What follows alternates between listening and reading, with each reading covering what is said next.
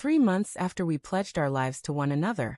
My wife spoke words that cut through the fragile bond we shared. "I'm exhausted by this marriage," she said, her tone icy and distant, as if our sacred promises were a passing trend she'd already discarded. My name is Daniel, and I had believed I'd found in her a companion to face life's challenges together. Instead, I stood before a woman who seemed to see our union as a burden she was desperate to shed. Her name is Emily, and our journey began 2 years earlier at a friend's birthday party. She was captivating, quick with her wit, and full of life, the kind of person who could brighten any room and make everyone feel like they orbited her. I was quieter, grounded by nature, but she insisted that was what pulled her toward me. Our love story unfolded rapidly, and those around us swore we were an ideal pair. The early days of our marriage seemed joyful, or so I convinced myself. I'd rise early to make her breakfast, tuck thoughtful notes into her bag, and plan impromptu weekend escapes. Yet, the warmth of our newlywed days faded quickly. Emily began brushing off my efforts with dismissive smirks, calling my gestures over the top when I tried to spark joy in her. One evening, after I'd prepared a dinner with a table adorned by softly glowing candles, hoping to reignite our closeness, we sat in heavy silence. She scrolled through her phone, ignoring my attempts to spark a conversation. Then came the words that slashed through my heart. "I'm already exhausted by this marriage." I stared, my mind racing to process her meaning. "What do you mean?" I asked, my voice trembling. Without looking up from her screen, she replied, "It's not exciting anymore. I don't want to feel confined. I expected something different." Her cold detachment hurt more than any heated argument could. It was as if our marriage, our vows, held no value, as if they'd faded in her heart. My chest tightened, a mix of shock and fury stirring inside me. I had poured my love, trust, and commitment into her, but she spoke of our bond as if it were a tedious task she yearned to escape. That night, I lay sleepless, replaying every moment of our relationship, searching for signs I might have missed. A harsh realization took root. Emily hadn't changed suddenly. This was her true self, and I'd been too smitten to notice. The next morning, I found her in the kitchen, sipping coffee, engrossed in her phone as if her words hadn't broken me. She didn't acknowledge my presence, offering no glance or warmth. For a brief moment, I wondered if I'd imagined her confession. But then she looked up and said, "Daniel, don't look at me like that." I was honest. "I'm not happy and I won't fake it." Her words weren't just blunt. They were sharp, slicing through me. There was no attempt to repair what was broken, no wish to preserve what we'd created. It felt as though she'd already left, abandoning me in the wreckage of what I thought was our lifelong promise. In the days that followed, I observed her closely.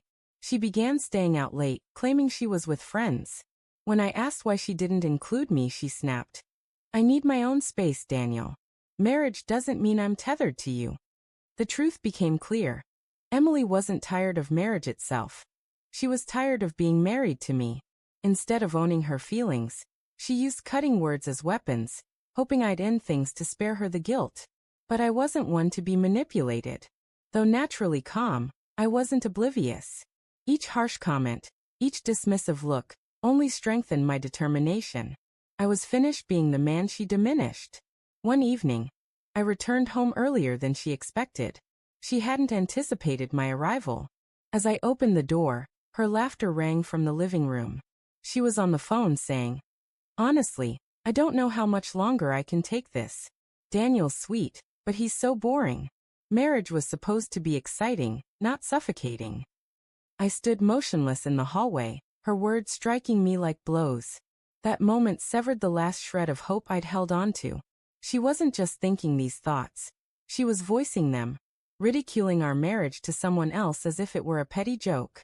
I walked to the bedroom, opened the closet, and gazed at her neatly hung clothes. For the first time since this began, I felt neither anger nor grief, just clarity. If Emily was weary of our marriage, I'd make it easy for her. I pulled a suitcase from the shelf, removed her clothes from their hangers, and began packing. When Emily returned that night, her suitcase waited by the door. She walked in, her usual careless grin in place, until she saw the bag. Her face paled. "What's this?" she asked, her laugh nervous. I stood calmly, hands in my pockets. You said you're exhausted by marriage, Emily. I heard you. I'm giving you what you want, your freedom. Her grin faded, replaced by shock. Wait, Daniel, I didn't mean it that way.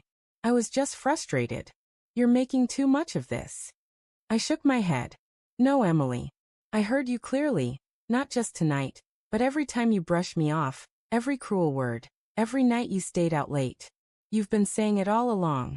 I just refused to hear it. But I'm done ignoring it. She stepped closer, her voice softening. So what? You're just going to throw everything away? After all we've shared? The irony nearly made me laugh. She was the one who treated our marriage like a shackle, a cage she needed to escape. I'd done everything to bring her joy, but she couldn't summon the respect to honor what we had. I'm not throwing anything away, I said, my voice steady. You already did that. I'm just following through on what you began. For a moment, she stood still, torn between defiance and fear. Then she scoffed. Fine. If that's what you want, goodbye. She grabbed the suitcase, pulled it to the door, and slammed it shut behind her. The silence that followed was deep, but for the first time in months, it wasn't heavy, it was liberating. I sat on the couch, my heart still pounding. Yet I felt lighter. She tried to break me with her indifference, but instead, she'd freed me from someone who never truly cherished me. The next morning, I woke to a quiet house. No tension, no undercurrent of contempt, just peace. I brewed coffee, opened a window, and let the fresh air fill the room. For the first time in ages, I could breathe freely. Looking back, I have no regrets. Sometimes, the most painful words reveal the clearest truths. Emily said she was exhausted by marriage, and in the end she was right. She was exhausted by being my wife. But I was done begging for someone's love. Goodbye wasn't just for her, it was for me too. Farewell to the man who tolerated her cruelty, to the marriage that was never truly whole, and welcome to a future where I finally chose myself.